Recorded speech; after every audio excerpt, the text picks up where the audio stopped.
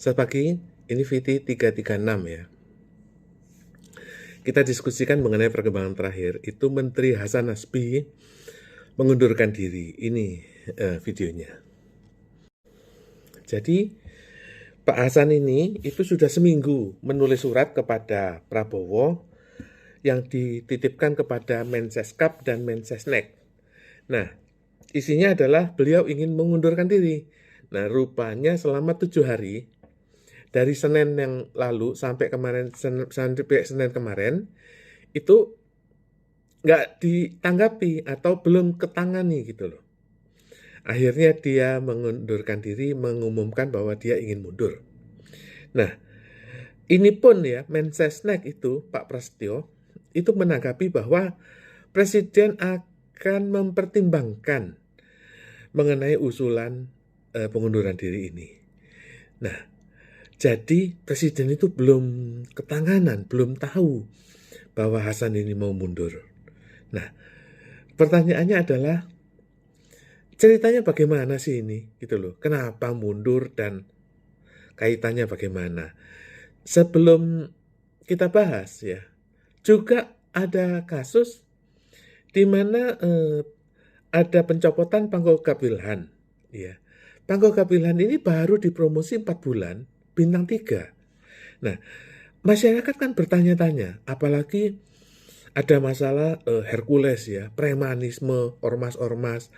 Pertanyaan-pertanyaan masyarakat ini belum terjawab. Apa menurut menteri itu pikiran presiden?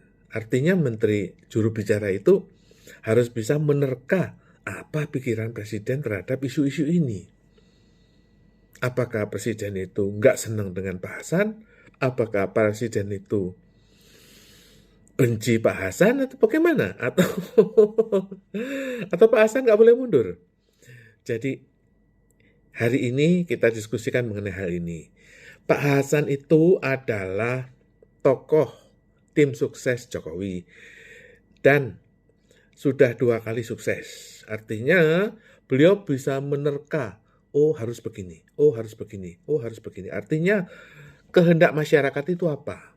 Misalnya Jokowi diberi saran untuk kehendak masyarakat itu supaya bansos, supaya lebih turun ke bawah, lebih belusukan dan sebagainya. Itu dikomunikasikan dan Pak Jokowi itu nggak bisa pidato, yang bisa pidato itu Hasan Nasbi. Oleh karena itu Hasan Nasbi itu penulis pidatonya presiden, katakanlah begitu.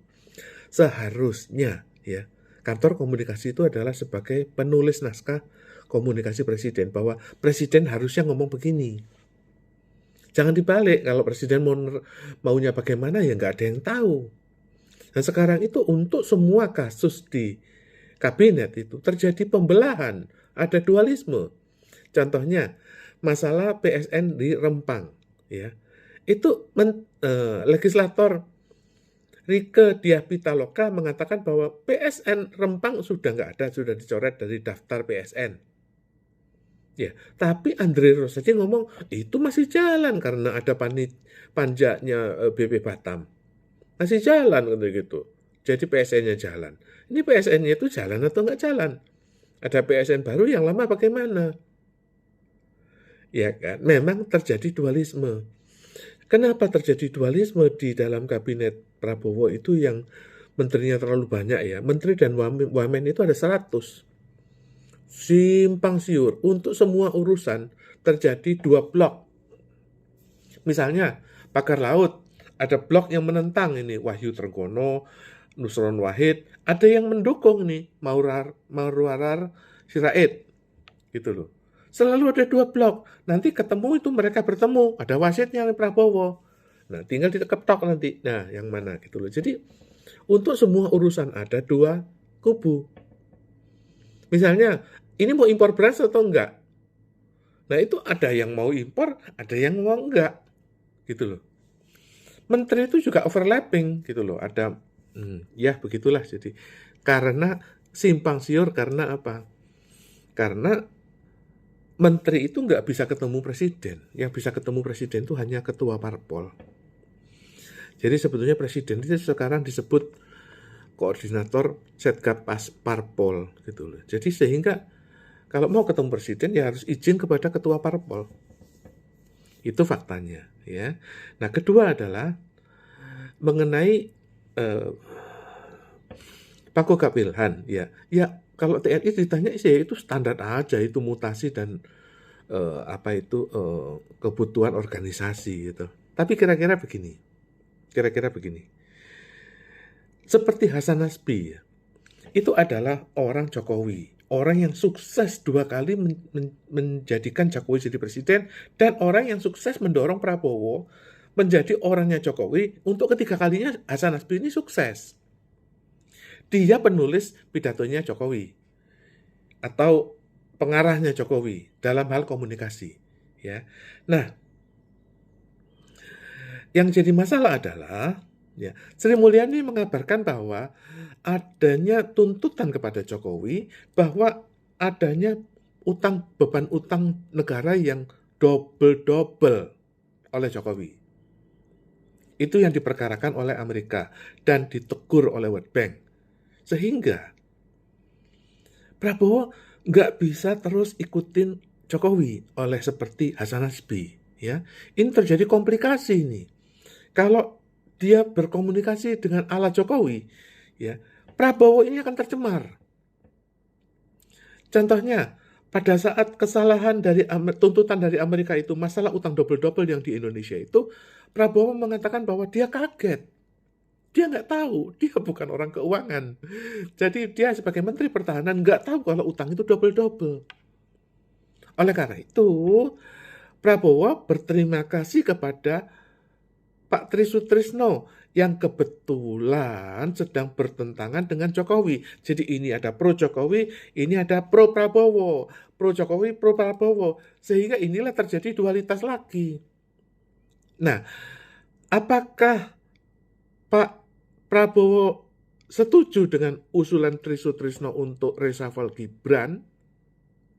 Saya rasa setuju. Nggak mungkin Tri Sutrisno itu seperti Dewa Semar yang sangat dihormati. Nggak mungkin akan ditolak oleh Prabowo. Dan rombongan Pak Tri Sutrisno itu adalah seluruh TNI, seluruh jenderal, purnawirawan TNI. Darat, laut, udara. Nggak mungkin Prabowo itu menentangnya. Ya, tetapi orang-orang Jokowi ini masih banyak, Pak. Separuh dari kabinet itu adalah orang-orang Jokowi, loyalis Jokowi, dan Jokowi masih pegang dana bansos. Sehingga inilah yang terjadi. Ya, tetapi Pakogap Wilhan itu sudah suatu promosi. Berarti ada pertanyaan ya, Pak, kenapa saya kok dipinggirkan oleh Presiden? Loh, Pak, Bapak baru naik jadi bintang 3 atau Bapak baru naik jadi bintang 1. Yang penting Bapak bintang 1. Begitu banyak kolonel antri kan, Anda kan nggak usah antri lagi. Anda sudah bintang 1. Ya, tapi saya kok kenapa di non-job? Saya bilang begini loh. Itu ada kisah ya, bahwa ada seorang raja ya. Raja itu masih baru. Tetapi raja itu merasa bahwa ada yang kurang ini. Ada yang kurang ini gitu loh. Ada yang kurang lah, pokoknya ada yang kurang. Maka dia utus panglimanya yang paling loyal, paling cerdas, dibuang keluar, ditendang keluar, diusir keluar negara, diperkarakan lah, artinya diusir keluar negara. Nah, jenderal itu juga kecewa. Akhirnya jenderal itu mengelana kemana-mana. Tapi raja itu sering menelepon panglimanya, minta tolong. Saya butuh orang. Dan panglima itu mensuplai orang-orang dari luar. Akhirnya rajanya wafat dan raja itu menunjuk panglimanya sebagai pengganti. Orang itu bernama Confucius. Dia adalah panglima yang mengirim orang-orang kepada raja.